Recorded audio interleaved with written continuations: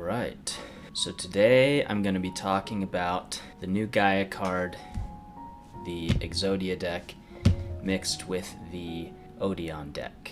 I've found a lot of cool synergies and ways to recur cards with this. I'm sure there's other people who found it before me, but I haven't been watching other people's videos. I've just been cooking on my own. So if I'm repeating something someone else has said, give them credit down in the comments. Alright, let's take a look at some of these synergies. I think the best way to do this is probably through like test hands. Got it all shuffled up. Let's just draw. Let's see what we have here. Alright, this is not the best hand. We're just gonna set. It's not too bad going second, but if we're going first, then probably just setting this. We are going to add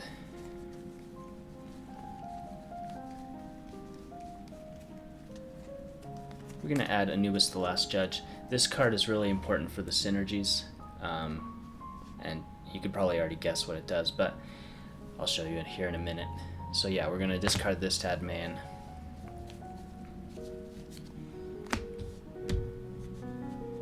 Now we can normal summon man, add some follow-up, set this, and that's probably the turn we're having with this hand. It's not very good, but I mean we still have monster negate, omni negate with follow-up in hand, so it's not horrible. Even a kind of bad hand can still do something. Basically that was just Odeon plays. Okay, let's try this again. Alright, so one really fun thing about playing Millennium is very often your starting hand is only 3 or 4 cards. Obviously these are not great. Because we have this, they're not, at least one of them is not the absolute end of the world. But we're going to pay 2,000 to grab Wedgie Temple. We're going to play Wedgie Temple. We're going to place one of the pieces to place Sengenjin. Then we're going to pay 2,000 more. With this hand, I think there's obviously you could grab this, normal summon it, and you'll have a monster negate on your turn, but then you won't have Exodia. So for this we're grabbing Heart of the Blue Eyes, which is an interruption itself, which is nice. We're going to discard that to grab the Ankh. And then we're going to get the Silhouette, setting our Omni Negate, then the Ankh, which will shuffle back, we'll summon, shuffles this back too, summons this, then we can set these 2 cards. Now we got an Omni Negate, a Board Wipe, a Spell Trap Negate, and a Monster Negate with a Monster Send in the graveyard. So that hand wasn't very good either, and still we have like 5 interruptions, which is not bad. And follow-up in hand, or just hand for follow-up. Alright, okay. This hand is interesting. Obviously the question with this hand is what to get with terraforming. Do we get Treasures of the Kings or Wedgie Temple? Wedgie Temple can place this and a Sengenjin, and we can get a lot more going from the Millennium side, which can get us the Apophis Traps, so that's not a bad idea.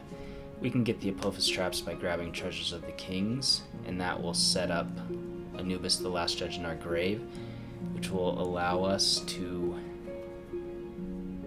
recur these cards by shuffling back.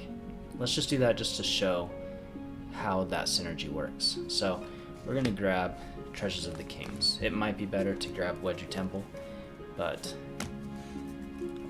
I want to just show one of my favorite synergies for this deck. So Treasures is going to set an Apophis trap. Then we're going to set a card and add Anubis the Last Judge.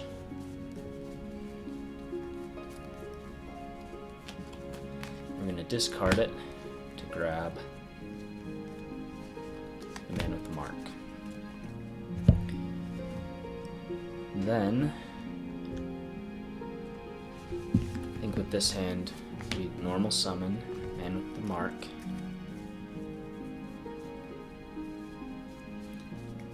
And grab follow-up. Then we use this. Effect to place, effect to summon and add an Ankh. Then these two can go into a Silo Hat, setting Swamp Deity.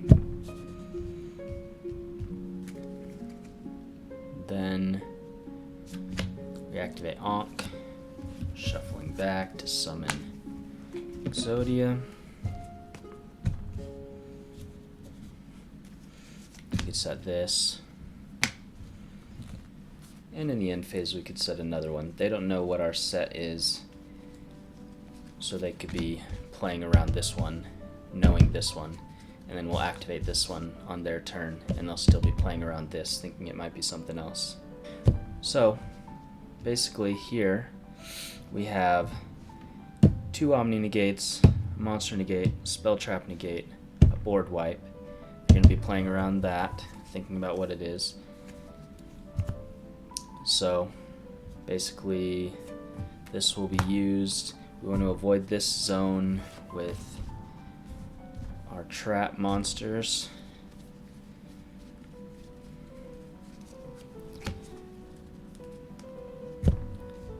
So this is kind of what our field is going to look like. I mean, obviously they could attack. If they have enough push, they could attack and destroy things. This is a lot of stuff to play through, so there's a good chance you're going to have most of this still on your field if they haven't outed it. And then, on your turn, you're going to draw a card. That's kind of nice. We're going to get these in the grave by summoning Divine Serpent. Here, we can, I think with this, I would put this and this on the bottom to summon out Anubis the Last Judge. I would turn the leftover Swamp Deity into a Link Spider, and I'd use this to reset these two. And now that we shuffle back the other one of this, on our opponent's turn, this is going to be 2 Omni Negates again, as long as we leave enough space on the board. And, I mean, we have this, so we can use this now because it's live and we can blow up whatever's left over. Because in the end phase, we're going to set the one we just shuffled back to summon this. And then, since we have an Ankh in hand, and if we didn't, we have access to it, we want this to go to the grave. This should always be in the grave so that we can keep shuffling back our board wipe and any of our trap monsters that we want to keep using. So we're going to link this off into, I mean, we can just go ahead and make Silo Hat and reset Swamp Deity so that it's already on our board. And then we can, well, we can send this to get another Ankh because that's another disruption. Then we activate Ankh, we shuffle back these, so now these are back in our extra deck. We got another Exodia. This shuffles back. An important thing to note, if these were on our field and we activated Ankh, they would stay on our field because the Ankh only shuffles back monster cards, but not monsters. So these are trap cards that are monsters, so they would stay on board. But in this case, they're in our back row. So now, on turn 3, we have 2 Omni negates, 2 spell trap negates, and a monster send in grave. Chances are the game's not going to go further past this. If they couldn't play through your first field, you probably won on turn 3 already. But if for some reason you're going into their turn 4, you have all of this that you can do. And you can keep doing it on the next turn. Because in the end phase we're setting, I forgot to do that, we're setting another board wipe. We're going to be negating spells and traps, anything, blowing up their board. We don't have space to bring this out, but maybe that happened during the turn, I don't know. But then, on your next turn you draw a card, whatever. You do the exact same thing. Now I'm only playing 1 Link Spider, so this turn looks a little bit different. But, once again, we're going to bring this out by putting this and this back into the deck.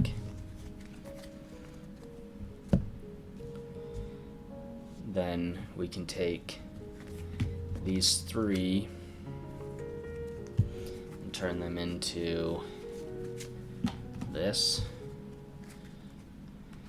Some of these links that I chose are literally up to whatever you want. I chose kind of generic. Actually, I don't think we can make this with this. So instead, we'll just make IP with. We'll make IP with these 2.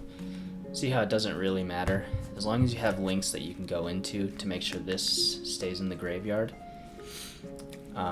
you're in a good spot. Now this will activate to reset the Omni negates. I'm only playing 2 Exodias. I think the extra deck has a lot of maneuverability. You could change things, add a 3rd. I'm playing 2 of these. Maybe you only need 1. I like 2. The links are pretty open.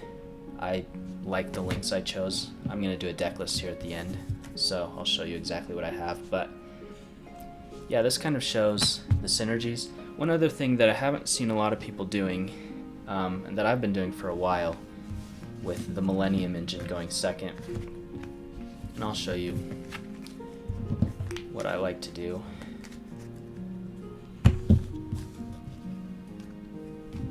Is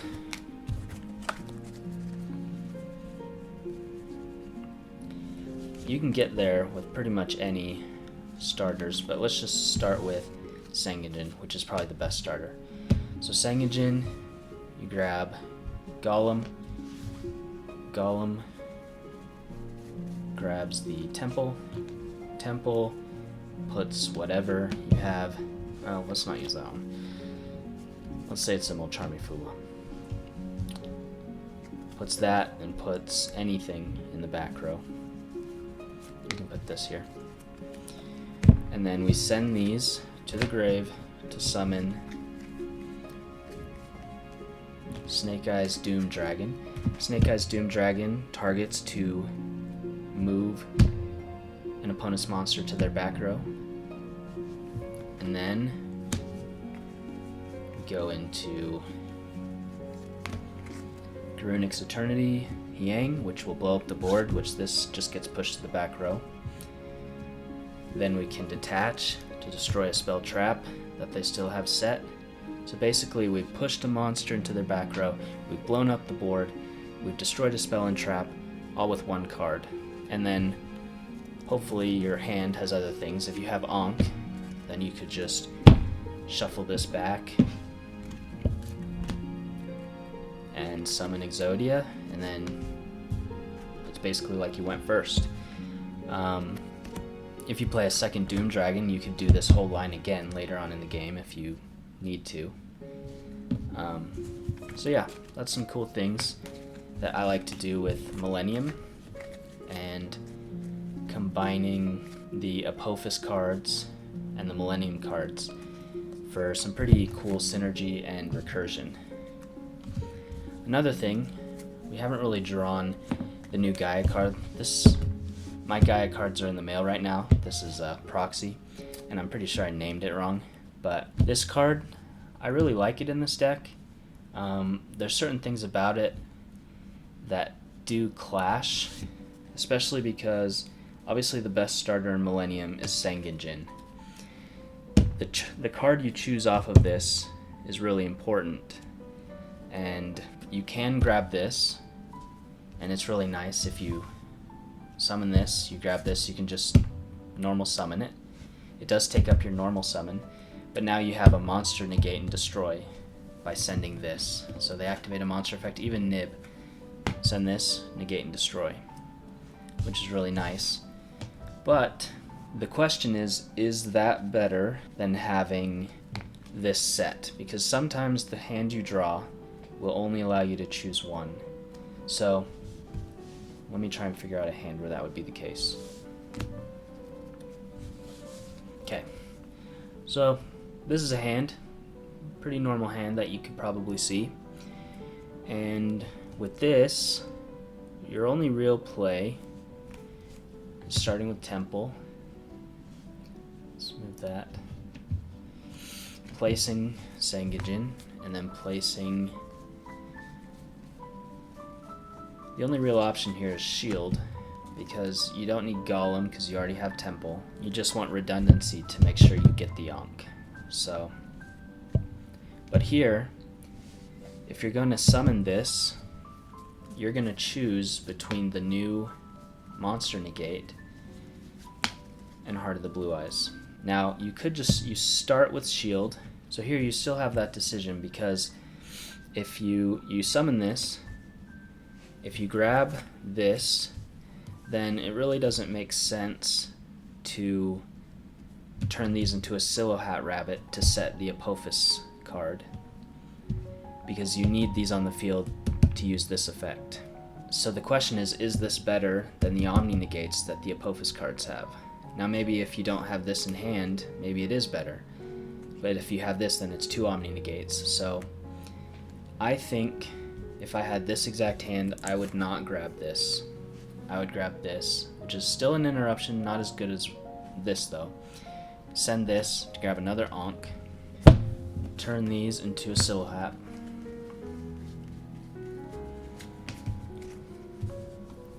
Silhouette sets Apophis, then Ankh. We'll shuffle this back to summon this, and it shuffles back itself. And then you can set these 2 cards. So now you have 2 Omni Negates, Monster Negate, Monster Send, Spell Trap Negate. So that's one of the main choices, but the most fun is when you start with Synergies and Heart of the Blue Eyes, and even like if you start with this. Let's just imagine this is our starting hand. So here we have access already. We have access to Ankh. We have access to the Apophis Omni Negate stuff, and we have Synergies to grab. It's either going to grab this or Gaia, and since we already have this, we're definitely grabbing Gaia, which is awesome. Well, in this hand you might actually grab Golem, because that can do other things too, but I think we could still grab Gaia. Let's do that. So here, this grabs us Gaia, we normal summon it, then we activate Ankh, summon Exodia, we set these 2,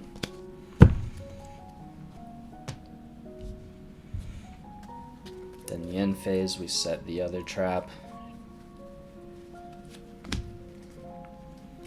and here we go. On our opponent's turn, we have an Omni Negate, board wipe. We send this to negate a monster and destroy it. We can send a monster that's 3,000 attack or level 8 or higher with this. We have a Spell Trap Negate, a board wipe, We're ending the turn.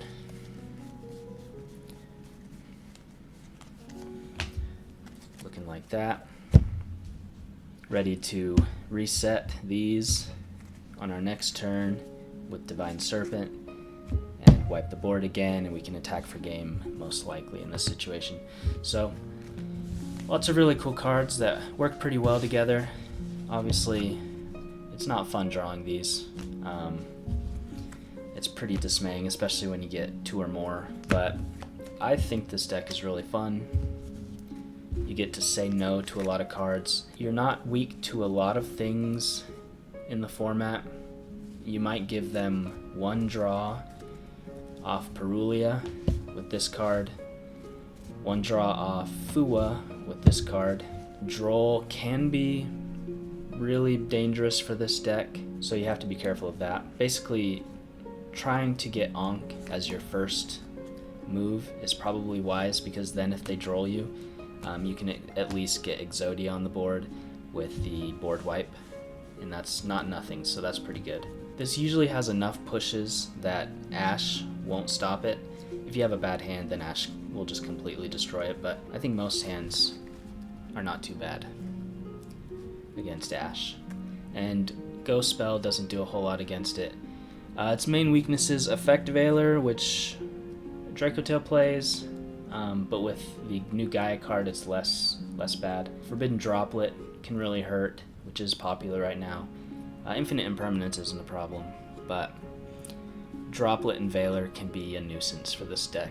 But Veiler isn't like the most popular, and Droplet, you know, hopefully they don't have it. Obviously, Exodia doesn't worry about Liger Dancer, because it can't be destroyed by its pop effect, and it can get way bigger than Liger Dancer. So as long as you can out the Baguska they might have, or the SP, Liger Dancer is not a problem for this deck.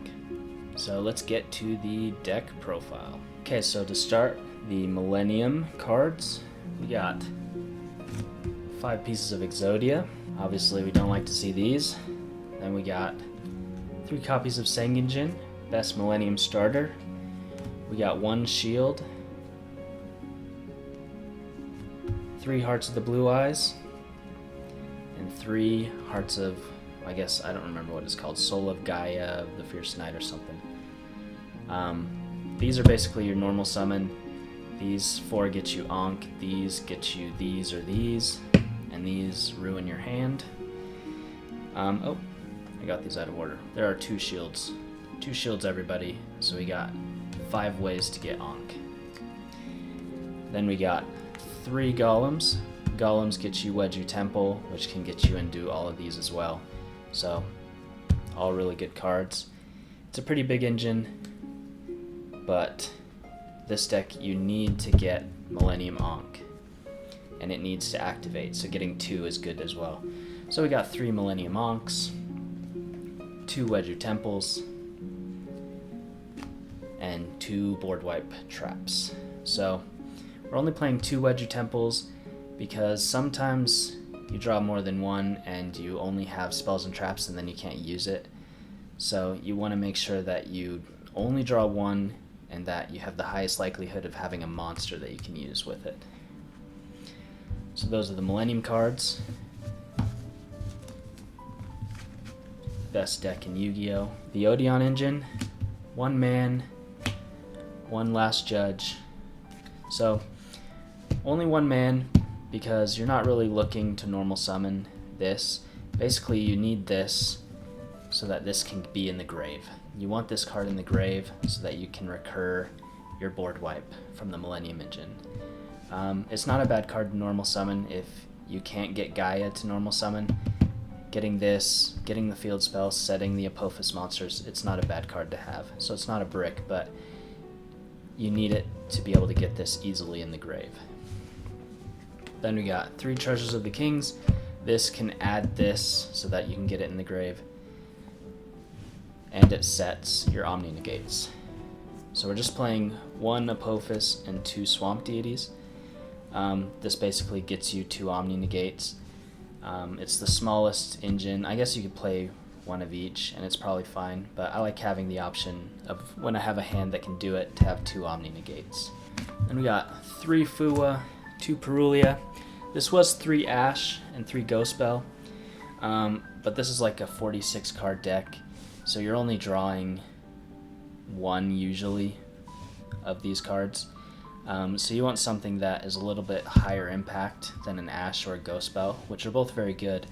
But you want monsters so that when you draw Wedge Temple, you can set a monster or place a monster so that you can get into the Millennium engine. And it felt bad when you had Ash or Ghost Bell in hand, because you really want those on the follow-up. But if you're going first and you have this in your opening hand, you have no use for it anymore, so it's a perfect card to use with Wedge Temple to get into your engine. And going second, it has a higher impact than Ash or Ghost Bell. So I like these. Then we got Imperm and Droplet. These cards together, especially if you draw both, going second can be really good. Obviously Imperm is a good card this format, going second. But if you have both, you can save it for your turn. Activate this, send it with this, and now you've got just a bunch of monster negates that can stop their board and allow you to go in. And the last card is Terraforming. This is kind of a flex card that can get you your Wedge Temple or your Treasures of the Kings, so it's just a good card to have. And if you decide to play like a Village of the Spellcasters, or in your main or side, you can use this to get that and tell your opponent you can't play the game anymore. The extra deck, 2 Exodias, that could be 3. You do pay 1,000 life points in the standby phase when you have this on your turn, so having multiple can be really dangerous, especially if you paid life points for the Millennium monsters to get these out, so you gotta watch that. 2 Divine Serpent Apophis. Millennium Monk can shuffle these back, which is really nice, so that you can always have this as an option to keep resetting traps. And it's just nice if you need to clear your board in some way, and the only way is this has to go to grave, to have a second one that you can shuffle back with the Ankh and keep bringing in and out in your turns. It's just good to have 2. Silohat. You can't link this off, so this is almost always being shuffled back by Millennium Ankh, so it's okay to just have 1. Link Spider. This could be a 2 of. It's really good to get your Apophis traps in the grave, and if for some reason you have 2 normal Exodia pieces and you have no way of ever getting into Ankh, you can use these to go into like an SP or something. It's going to be a horrible field, but it's just an option. Then we got the Doom Dragon and the Hyang for going second. These 2 cards just do so much to disrupt your opponent's board. If they're negated, then it kind of all comes crashing down, which sucks, but uninterrupted, these just completely eliminate an opponent's field. Here are some of the generic link monsters that kind of help clear the field if you need to. Donner. It's just 2 monsters with different types. There's lots of different types in this deck, and this can be used to destroy part of your opponent's board as well, so that's nice. This is a card, if you're not going to be using Ankh that turn, you can go into this, and then this just makes their board even smaller.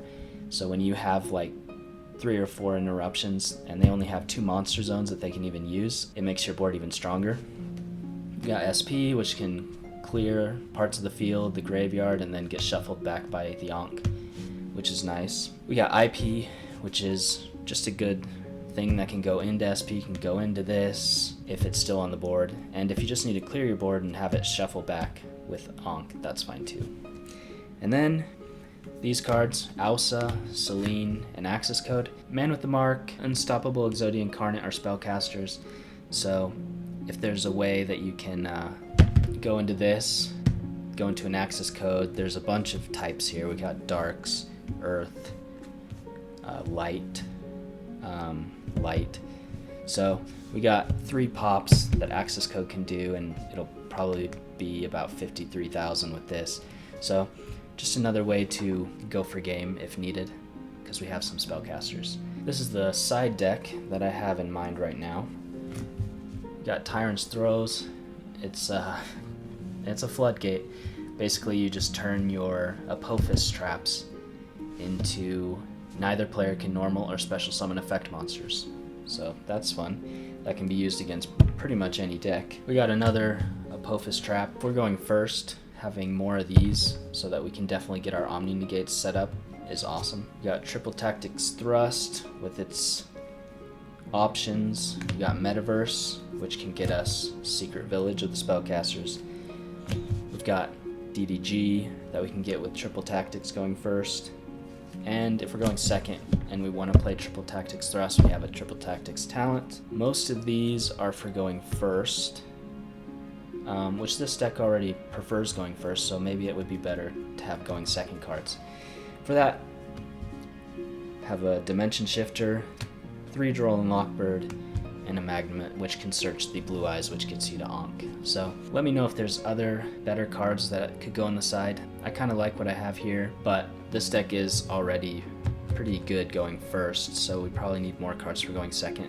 But yeah, let me know what you think of the deck, the synergies of the deck. Our test hands were not like great, but you could see that even with kind of bad hands, you uninterrupted, you're still getting really good fields. And this deck doesn't really worry about a lot of this format's best interruptions, so there's a good chance you're going to get at least most of the boards, even with bad hands. So remember to like the video and subscribe. I really like the Odeon and the Millennium decks, so I'm always interested in cooking with those cards. And we'll see you in the next one.